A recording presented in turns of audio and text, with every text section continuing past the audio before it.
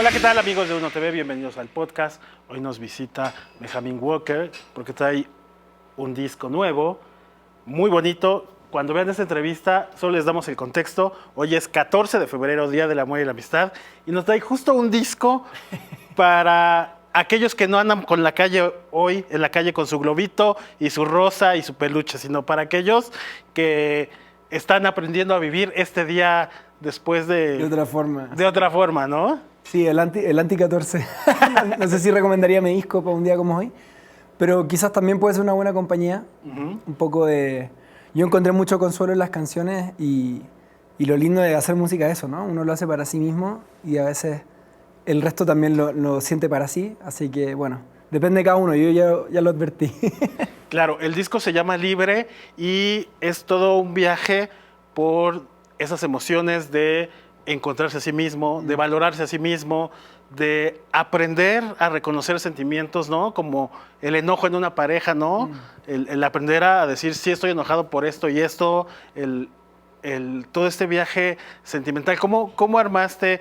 ¿Quién te hizo este daño? ¿O cómo pasaste por ahí?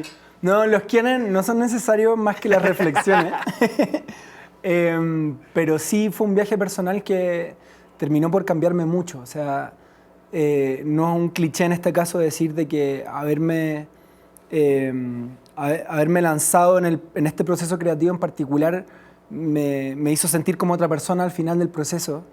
Y tiene que ver, parafraseando lo que tú decías, como en cómo me convierto en mejor amigo de mí mismo.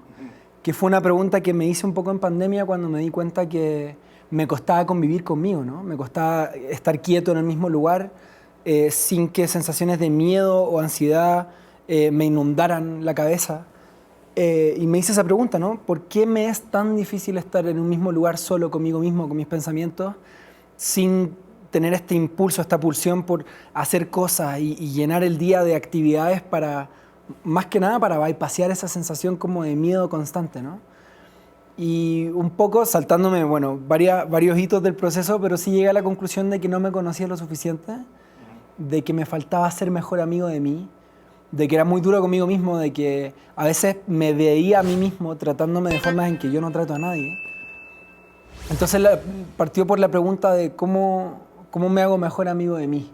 Y lo que no vi fue todo lo que desencadenó eso, ¿no? Al empezar a conversar más conmigo mismo, y me refiero literalmente a escribir en un cuaderno todos los días, 3 planas cuando me levantaba en la mañana, hablando de lo que sea, de lo que me naciera, empecé un poco a conocerme más, a identificarme más desde afuera y a tener herramientas para ver cuándo me están haciendo daño o darme cuenta que no pertenecía a ciertos lugares o que ciertas personas no me estaban haciendo bien.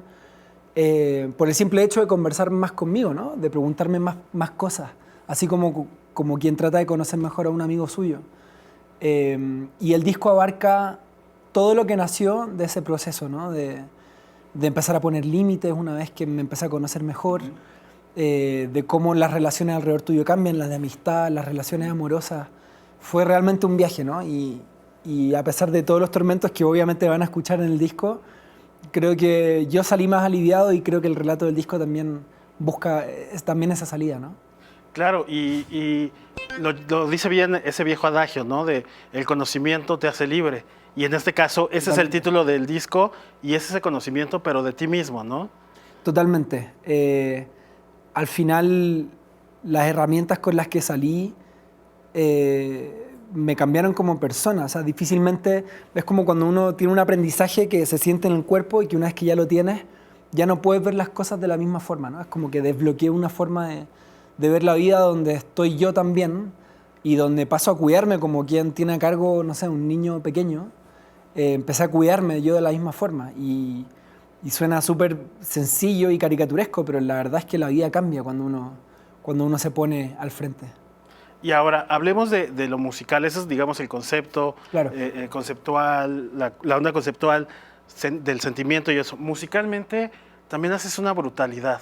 O sea, digamos, dividamos el disco en 2 partes. Sí. La primera parte, donde estás acompañado, unas armonizaciones increíbles, acompañadas por cuerdas, que son una hermosura. ¿Cómo trabajaste o incorporar estas armonizaciones a través de las cuerdas? Creo que Francisco Victoria, quien fue el productor del disco, fue muy inteligente en que delimitáramos una paleta de colores muy específica antes de abordar la producción del disco. Y por producción, para hablar como en lenguaje común, es cómo vestimos las canciones, ¿no? Como cuáles texturas, timbres, instrumentos van a ser como esos personajes que van a ayudar a contar esta historia.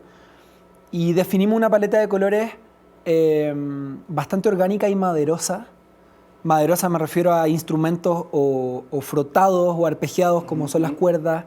Encontramos una sonoridad específica en mi guitarra acústica, donde hay varias referencias. Y el disco en general, si hubiera que hablar de un marco teórico, si esto fuera una tesis, las referencias fueron sobre todo del folk estadounidense de los últimos años. Me refiero a Phoebe Bridgers, a Madison Cunningham, que es un artista que admiro mucho, ganó un Grammy a Mejor Disco Folk hace un par de años.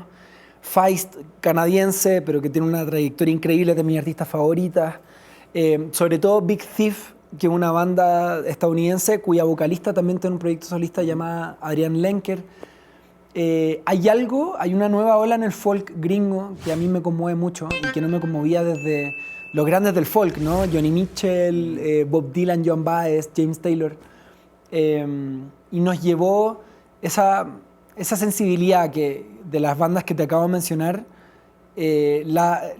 logramos como identificarla sobre todo en lo orgánico que suena en sus discos, en que se suene la reverb de la pieza, suenen los errores, las pisadas de los músicos tocando instrumentos. Queríamos generar ese contexto como de realismo y acusticidad maderosa e íntima. No hay ni una síntesis en todo el disco, no hay ni un sintetizador, solo guitarras eléctricas si hubiera que hablar de algo más eléctrico, ¿no? Pero ese fue un poco el espectro sonoro en el que trabajamos. Y la segunda parte que viene ya también incluida un sonido más con la guitarra tú, ¿no? Claro. Guitarra, voz y por supuesto las colaboraciones, ¿no? Que va desde Lorena Blum, sí, ¿no? Hasta el mismísimo Luis Enrique. El mismísimo Luis Enrique.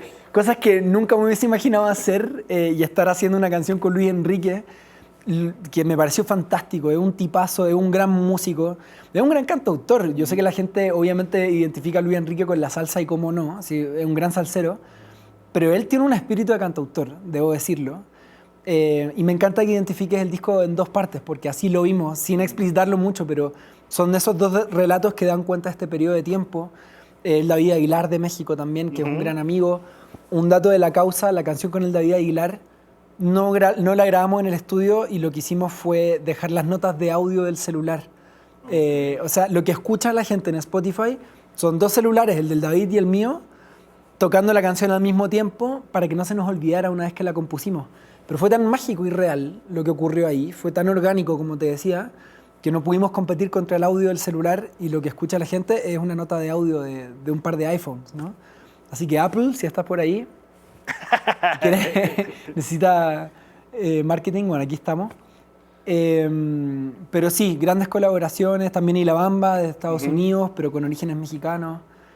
El interludio también que está... El interludio instrumental que fue un permiso que me di que siempre quise hacerlo, pero nunca me di el permiso a mí mismo como de, güey, hagamos un instrumental para el disco. Yo soy guitarrista de formación y tengo mis piezas instrumentales, pero como que no las uso en mi carrera. Y ahora fue como, no, esto es parte del relato también. Ayuda a generar esa bisagra entre las dos etapas del disco. Y nada, desde las colaboraciones hasta lo que logramos a nivel de producción, son cosas que me tienen muy orgulloso. Es un discazo. Y ya para finalizar, presentaciones en vivo. El disco acaba de salir, queremos escucharlo completito en vivo. ¿Cuál es el plan? El plan estará por mencionarse en los próximos meses. Ahora se vienen unos meses más tranquilos, pero por supuesto que habrá gira por México. Tuvimos un preadelanto de este disco, ¿no? Hicimos un teatro de la ciudad Esperanza Iris de la Ciudad de México, precioso, con el público que me ha estado acompañando hasta el día de hoy. Ya llevo casi 3 años, que parecen 3 meses, viviendo en la Ciudad de México, como te decía, chilengo. Y ahí adelantamos un poco el disco, ¿no? Voy a estar mostrando ese material del Teatro de la Ciudad Esperanza Iris por redes sociales.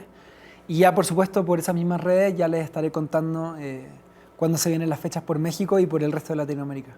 Perfecto, Benjamín, pues te agradecemos muchísimo esta visita, pero te agradecemos sobre todo la música. Muchas gracias, querido. Pues Pues amigos de Uno TV, él es Benjamín Walker. Agradecemos que estén aquí. Denle click a la campanita, a compartir, suscríbanse, escuchen a Benjamín y ahí se ven.